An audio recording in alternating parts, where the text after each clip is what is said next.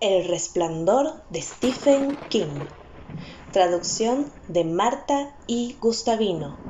Narración por su servidora, Yasmín Maciel Enseif. Capítulo 40. En el sótano. La caldera, la maldita caldera. La idea apareció de pronto en la mente de Jack, grabada a fuego en brillantes letras rojas. Tras ella, recordó la voz de Watson. Si se olvida, irá subiendo y lo más probable es que usted y su familia despierten en la maldita luna. Está regulada para 250, pero mucho antes de llegar a eso habrá volado. A mí me daría miedo acercarme a ella si está marcando 180. Jack había pasado allí toda la noche, recorriendo las cajas de papeles viejos, poseído por la frenética sensación de que el tiempo se acortaba y tenía que darse prisa. Los indicios vitales, las claves que darían sentido a todo, seguían escapándosele. Tenía los dedos amarillentos y pegajosos de tanto hojear papeles viejos. Se había dejado absorber hasta tal punto que no había vigilado la caldera ni una vez. La había regulado la noche anterior, sobre las 6 de la tarde, cuando bajó al sótano, y ahora eran... Miró su reloj y dio un salto, derribando una pila de recibos viejos. Eran las 5 menos cuarto de la madrugada. A sus espaldas, el horno temblaba. La caldera emitía una especie de gruñido sordo. Fue hacia ella, con lo que había adelgazado en el último mes, y la cara cubierta de una barba de 2 días tenía el aire ausente de un prisionero de campo de concentración. El manómetro de la caldera señalaba 210 libras por pulgada. Jack imaginó que las viejas paredes de la caldera, soldadas y parcheadas, cedían bajo la fuerza mortífera de la presión. De pronto, escuchó una voz interior tentándolo, fríamente. «Deja que estalle. Ve a buscar a Wendy y a Danny y largaos de aquí. Deja que vuele hasta el cielo». Podía imaginar la explosión, como un trueno, que primero haría pedazos el corazón de aquel lugar, después su alma.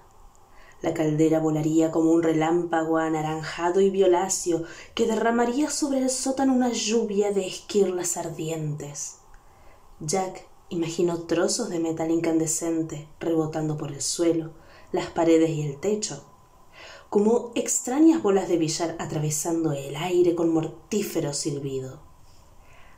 Algunos atravesarían volando el arco de piedra para ir a caer sobre los viejos papeles que había del otro lado, para convertirlos en un alegre infierno.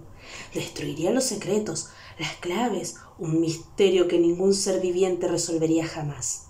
Después vendría la explosión del gas, un gran estallido de llamas que convertiría en una parrilla la parte central del hotel, escaleras, pasillos, techos y habitaciones. Todo en llamas como en el último carrete de una película de Frankenstein. Las lenguas de fuego se extenderían por las salas del hotel, devorando las alfombras entretejidas de azul y negro como huéspedes voraces. El empapelado sedoso ardería retorciéndose. No había rociadores automáticos, solo esas anticuadas mangueras y nadie que las utilizara. Y no había coche de bomberos en el mundo que pudiera llegar hasta allí antes de finales de marzo. «Quémate, pequeño, quémate». En 12 horas apenas quedaría el esqueleto, se dijo. La aguja del manómetro había llegado a 212. La caldera crujía y gemía como una vieja tratando de levantarse de la cama. Sibilantes chorros de vapor habían empezado a juguetear en los bordes de los antiguos parches que goteaban lentamente material de soldar. Jack no veía ni oía nada. Inmóvil, con la mano sobre la válvula que podía bajar la presión, sus ojos resplandecían como zafiros dentro de las órbitas. «Es mi última oportunidad». Lo único que todavía no habían convertido en efectivo era la póliza de seguro de vida que habían sacado él y Wendy durante el primer verano que estuvieron en Stovington.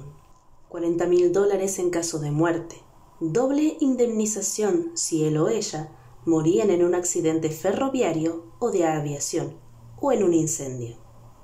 Un incendio, $80.000. Todavía tendrían tiempo de salir. Aunque su mujer y su hijo estuvieran durmiendo, Jack creía que tendrían tiempo de salir, y seguramente ni los animales del seto ni nada más trataría de retenerlos si el hotel estaba en llamas. Dentro del dial grasiento casi opaco, la aguja había llegado a 215 libras por pulgada cuadrada. Otro recuerdo acudió a él, un recuerdo de su niñez. Detrás de la casa, en las ramas bajas del manzano, había un avispero. Las avispas habían picado a uno de sus hermanos mayores, Jack no recordaba a cuál, mientras se columpiaba en el neumático viejo que había colgado su padre de una de las ramas bajas. Había sucedido al final del verano. Su padre, que acababa de volver del trabajo, vestido de blanco y oliendo a cerveza, había llamado a los 3 varones, Brett, Mike y el pequeño Jackie, para decirles que se iba a deshacer de las avispas.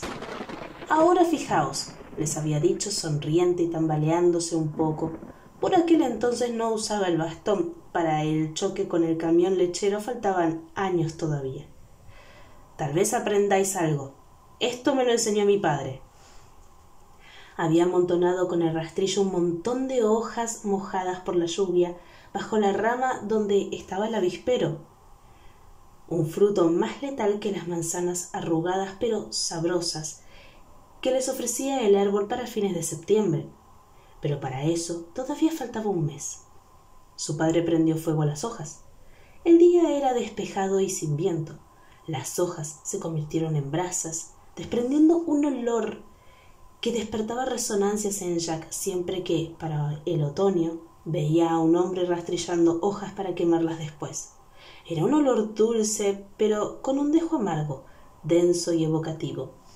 Al arder, las hojas desprendían grandes rachas de humo que subían a envolver el avispero.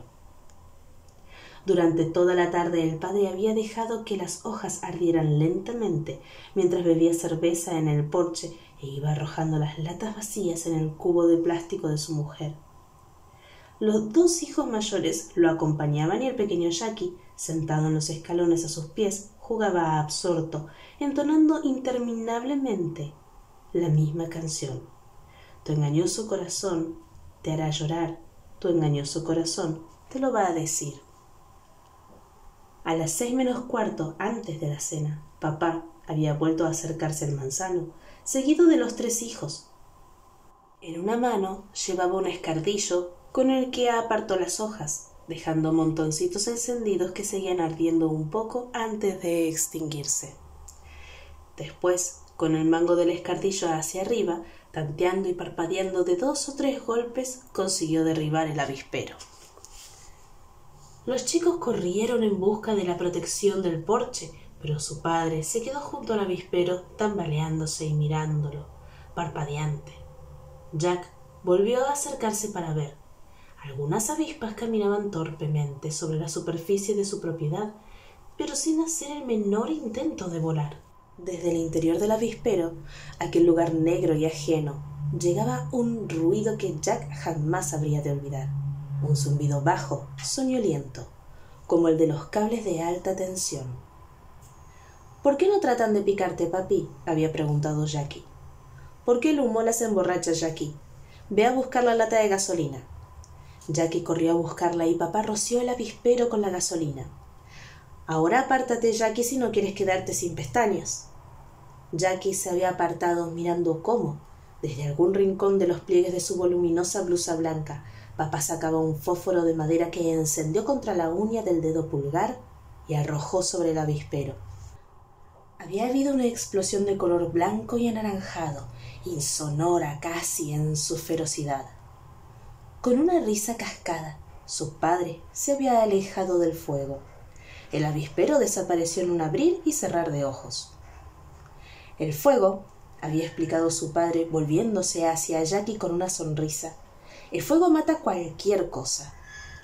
Después de la cena, los chicos habían salido para ver, a la última luz del día, el avispero chamuscado, todos de pie alrededor de él. Desde el interior, ardiente, salía el ruido de los cuerpos de las avispas, como copos de cereal tostados. El manómetro marcaba 220 libras. De las entrañas de la caldera se elevaba un gemido bajo, férreo. Como las espinas de un puercoespín, de su mole se elevaban rígidos 100 chorros de vapor. «El fuego mata cualquier cosa», había dicho el viejo. Súbitamente, Jack se sobresaltó.